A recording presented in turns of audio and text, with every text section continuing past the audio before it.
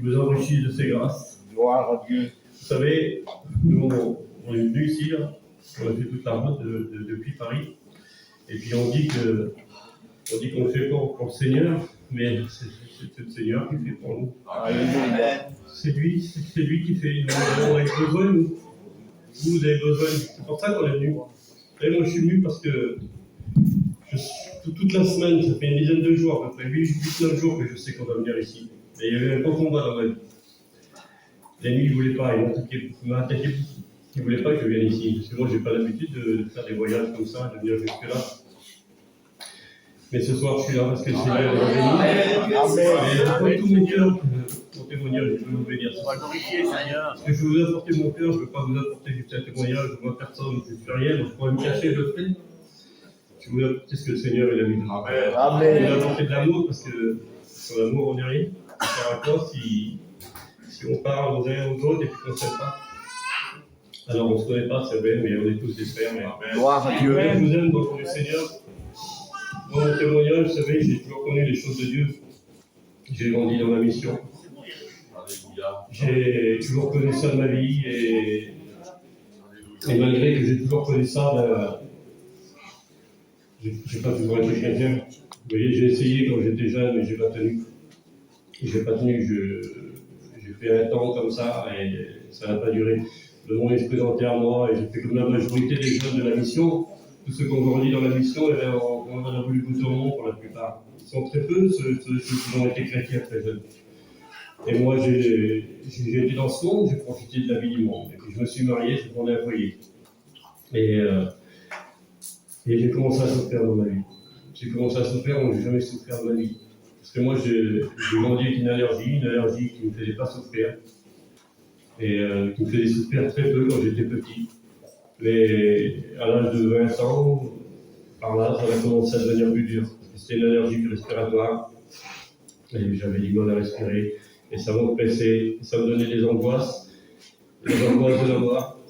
Moi, j'ai vécu ça pendant 5 ans. Quand je me réveillais le matin, que je voyais le plafond, ça me tombait dessus. Je disais, Seigneur, je revis encore toutes ces angoisses. Et tout ça, ça m'a mené un jour à l'hôpital. Avec des coups de bâton dans le cœur, pire des coups de bâton, je ne peux pas vous décrire comment ça faisait. Moi, je croyais que j'allais mourir là, dans le camion qui m'emmenait à l'hôpital, je croyais que j'allais mourir. J'ai dit, ça y est, c'est la fin, je vais mourir, je vais faire une infarctus. Et puis je suis arrivé à l'hôpital. Et quand je suis arrivé à l'hôpital, on les critique souvent, nous, les gens des hôpitaux, mais ils doivent être professionnels. Ils m'ont pris et ils ont su faire ce qu'il fallait. Ils m'ont emmené dans une pièce, il y avait marqué déchocage. Et ils m'ont assis sur un brancard, ils m'ont donné un petit cachet, tellement petit ce cachet. Si vous sauriez comme il est petit. Et puis Seigneur, il enlève tout ça, il enlève ce petit cachet de bleu. Il met la paix en vérité. Mais ça ne dure pas, c'est un petit temps. Et je suis reparti de cet hôpital avec une ordonnance. C'est là que je suis arrivé chez moi. Et je me suis mis contre moi-même, j'ai dit Seigneur, je connais ton nom. Je me suis tourné vers Dieu. Gloire à Dieu. Je n'ai pas voulu prendre ces cachets. J'avais souffert 5 ans. Et pendant 5 ans, j'en avais vu des docteurs. Et à chaque fois, je repartais avec les mêmes ordonnances, les mêmes cachets. Mais je ne voulais pas les prendre. Je ne sais pas comment j'ai fait pour tenir. Je le dis de mon Dieu, je ne sais pas. C'était vraiment difficile. Mais avec la grâce du Seigneur,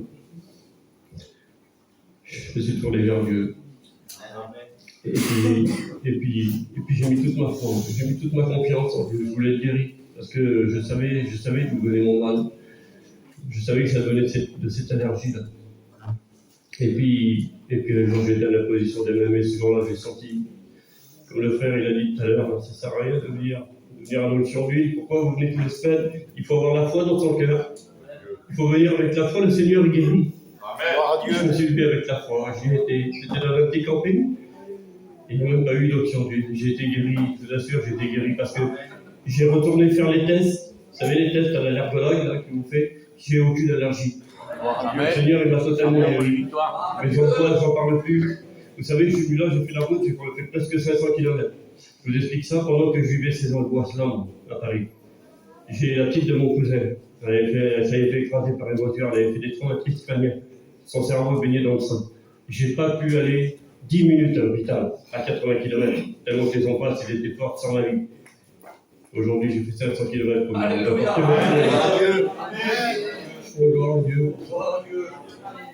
Toi la gloire, mon sauveur. Alléluia. Seigneur, on est dur. Malgré ça, je suis parti de la vie du Seigneur. J'ai laissé tomber. Je suis parti dans mon cas.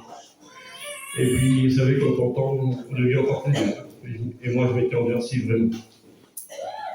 Vraiment, je vais endurci. Parce que vous sauriez le regret qu'il y a dans mon cœur. Parce que moi, j'avais deux petits garçons. Et puis, quand je revenais le soir à la religion, quand j'étais chrétien, je leur parlais de Dieu.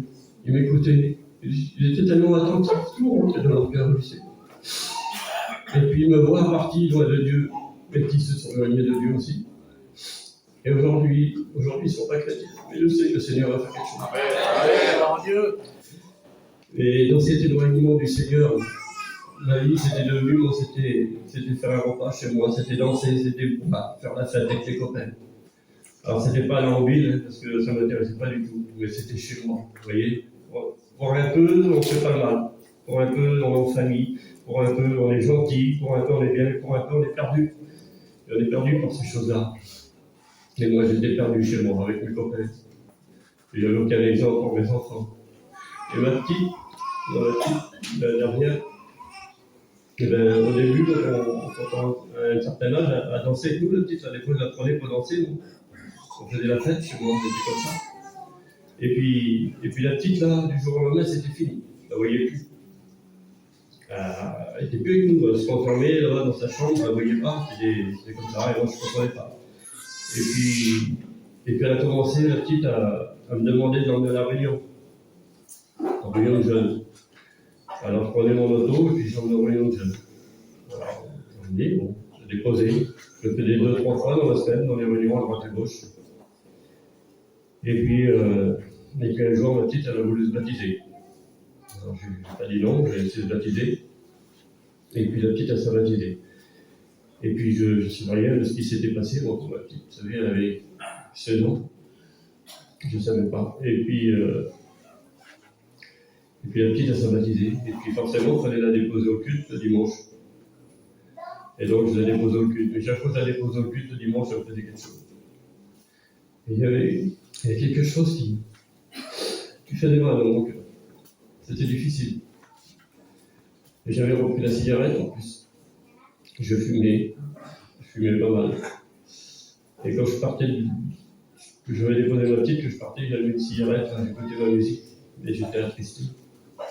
Et ça a été comme ça de plus en plus. De plus en plus, le Seigneur, il faisait peser un poids sur moi. Ce poids de ce monde qui n'est pas bon. Je rends gloire à Dieu pour ça. Et puis moi, je croyais qu'il n'y avait pas de temps pour moi.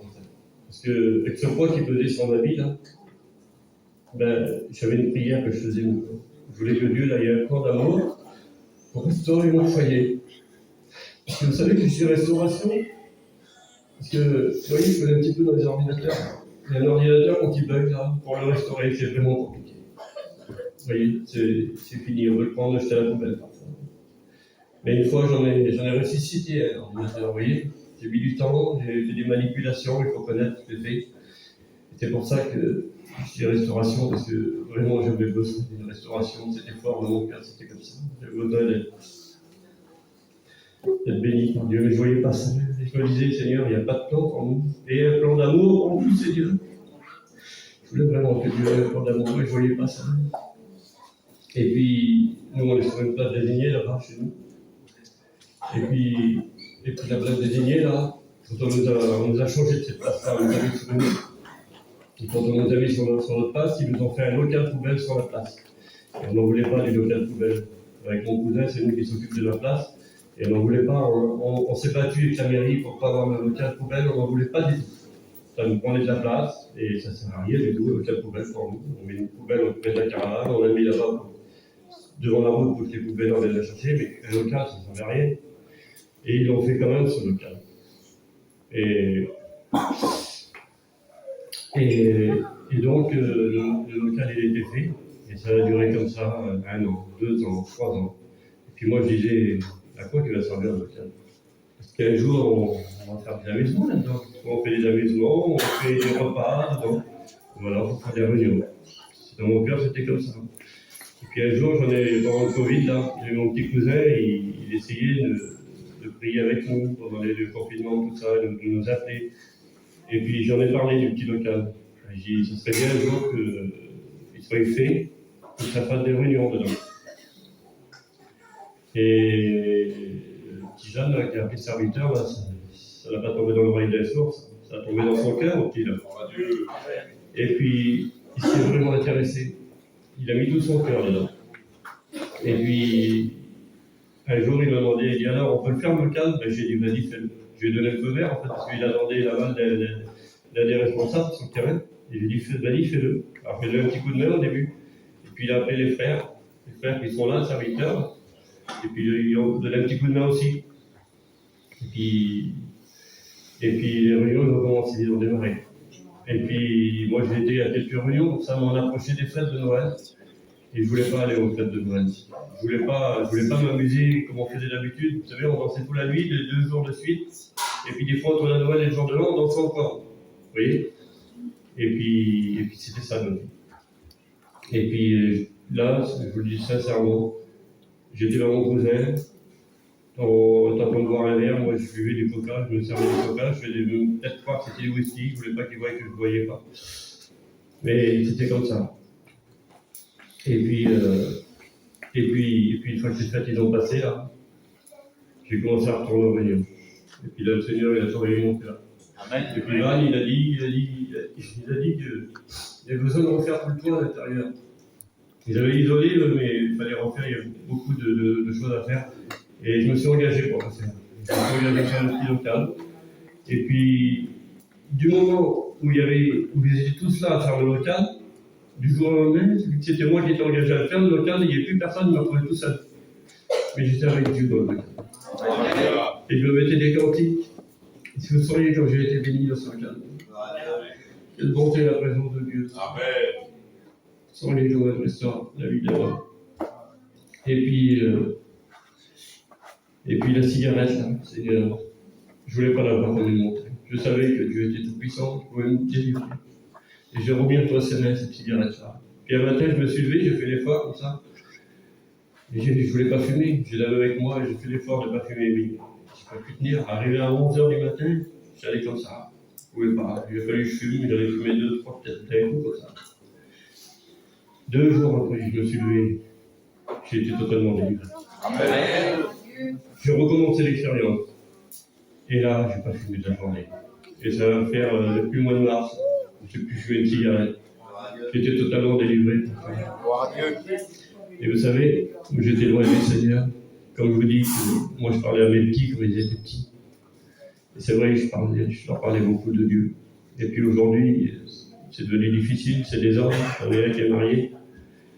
Et puis, c'est plus pareil maintenant. Je ne peux plus leur parler comme je leur parlais avant. Mais ma petite qui est chrétienne, quel privilège, Seigneur. Quelle grâce. Vous savez, pendant que nous, on s'amusait, là, on aimait bien faire la fête, l'ennemi avait attaqué ma petite. Et ma petite, elle voulait sauter la vie. Elle voulait me donner la mort, ma petite. Elle se mettait dans la salle de bain chez moi et puis elle se faisait des coupures, ça arrête. C'est des incisions. Et comme j'écoute son témoignage, je ne savais pas tout ça, donc je suis après, comme ça m'a dit, un moment après, c'est ma femme qui m'a dit, t'as vu son témoignage, c'est ça. L'ennemi est méchant. Il veut faire du mal. Et quand on s'éloigne de Dieu, il veut nous faire du mal. Il veut faire du mal à nos enfants. Alors je vous le dis, dans la don du Seigneur, approchez-vous de Dieu, parce que c'est ce qu'il y a de meilleur. Alléluia. Il n'y a plus de temps de prendre.